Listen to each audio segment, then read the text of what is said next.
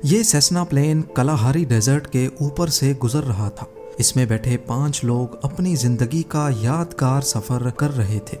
जमीन पे wild life और वीरान रेगिस्तान के नज़ारों को आसमान से देखना वाकई सिर्फ चंद लोगों को ही नसीब होता है, पर उनका ये हसीन सफर जल्द ही उनकी जिंदगी का बदतरीन वाकया बनने वाला था।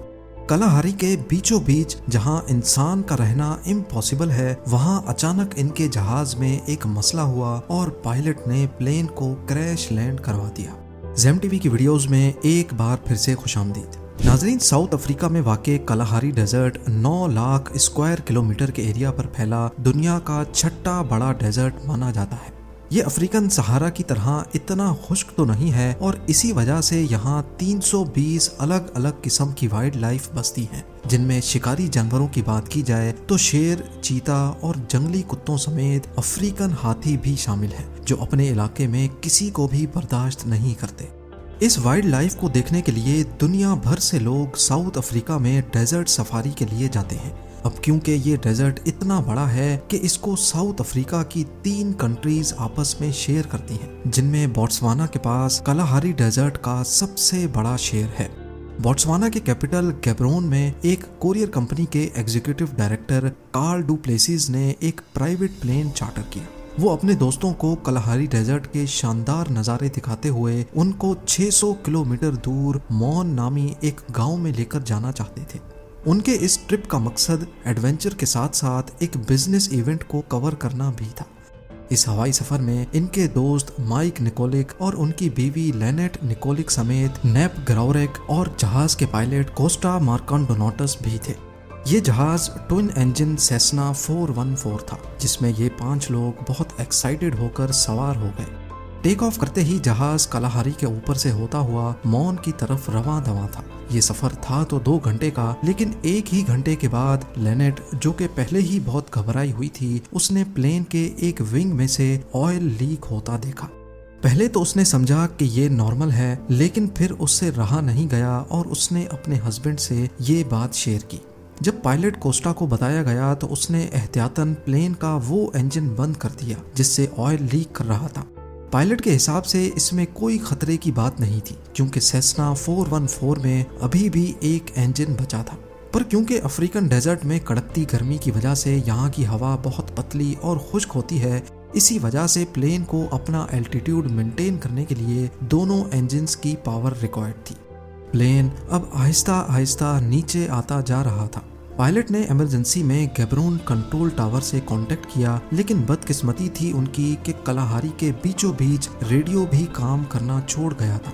अब जहाज को बचाने का एक ही तरीका था कि इसको खुद से किसी सीधी जगह पर लैंड करवा लिया जाए।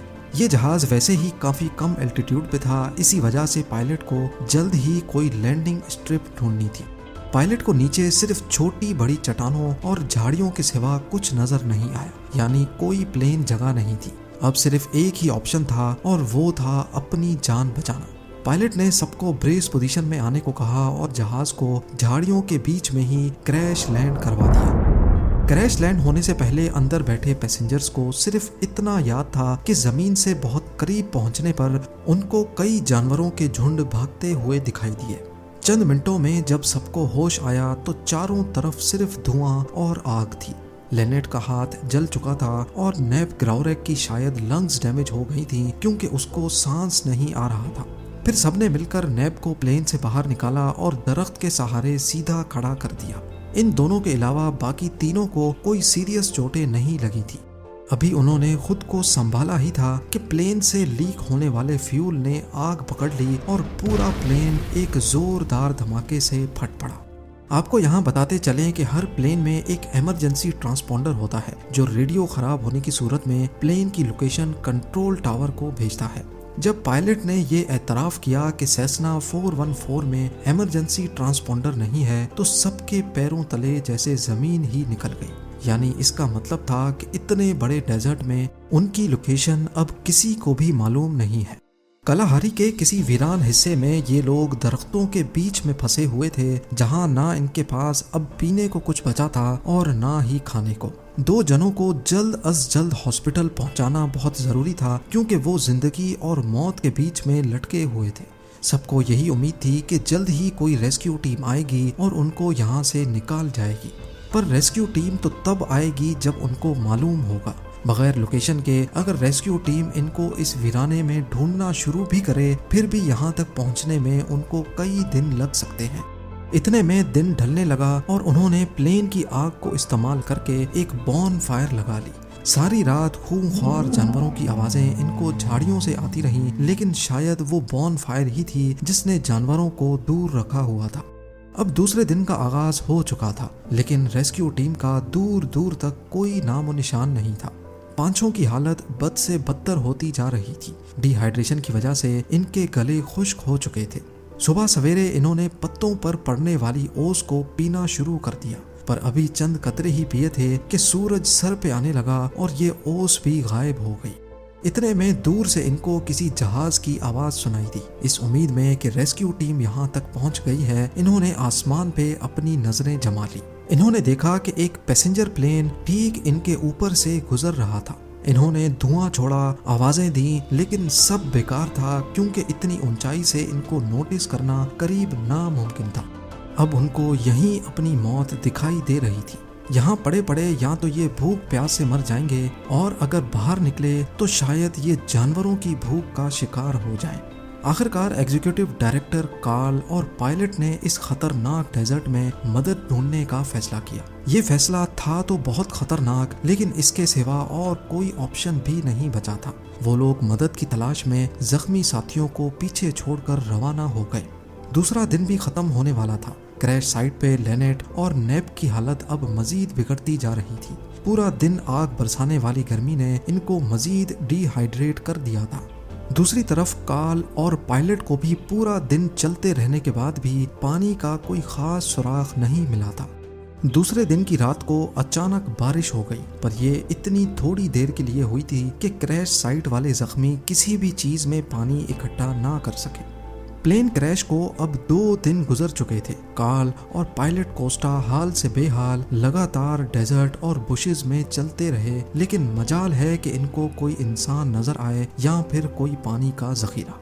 अब उनको ये शक पड़ने लगा कि वो सही डायरेक्शन में भी जा रहे हैं कि नहीं। दूसरी तरफ क्रैश साइट पे नेब को अब एक्सट्रीम डिहाइड्रेशन और डैमेज लंग्स की वजह से पैनिक अटैक्स पड़ना शुरू हो गए, क्योंकि वो पिछले 2 दिनों से सीधा खड़ा हुआ था। उसने अकेले ही जंगल में जाने का फैसला किया। वो थोड़ा ही आगे गया तो रात को पड़ने वाली बारिश का पानी एक दरख्त के सुराख में इकट्ठा हुआ पाया।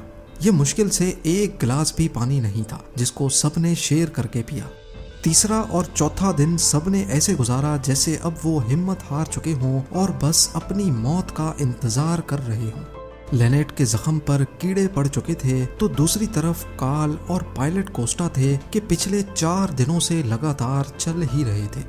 ये भी एक चमत्कार था कि अफ्रीकन बुशेस में बिना एक्सपीरियंस के वो अभी तक किसी जंगली जानवर का शिकार नहीं हुए थे।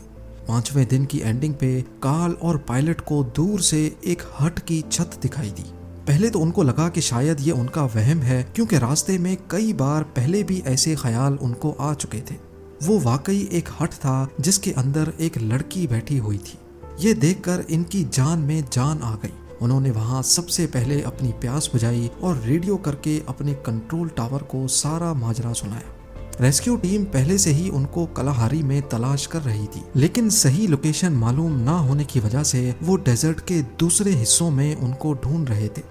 क्रैश के 6ठे दिन सुबह सवेरे क्रैश साइट पे तीनों दोस्तों का सांस करीब निकल ही चुका था कि हेलीकॉप्टर की आवाज ने उनमें जैसे जान भर दी हो। आखिरकार रेस्क्यू टीम क्रैश साइट पे पहुंच चुकी थी। इस प्लेन क्रैश में बचने वालों का कहना है कि मौत से सिर्फ चंद सेकंड पहले रेस्क्यू टीम का वहां पहुंचना किसी चमत्कार से कम हरगिज नहीं है। कार्ल और पायलट कोस्टा का अपने दोस्तों को छोड़कर मदद के लिए निकलना वाकई एक अच्छा फैसला साबित हुआ। इस हादसे में शामिल सारे ही लोग बच गए, लेकिन 2 सालों के बाद पायलट एक और प्लेन क्रैश में अपनी जान खो बैठा। उम्मीद है जेम टीवी की ये वीडियो भी आप लोग भरपूर लाइक और शेयर करेंगे। आप लोगों के प्यार भरे कमेंट्स का बेहद शुक्रिया। मिलते हैं अगली शानदार वीडियो में।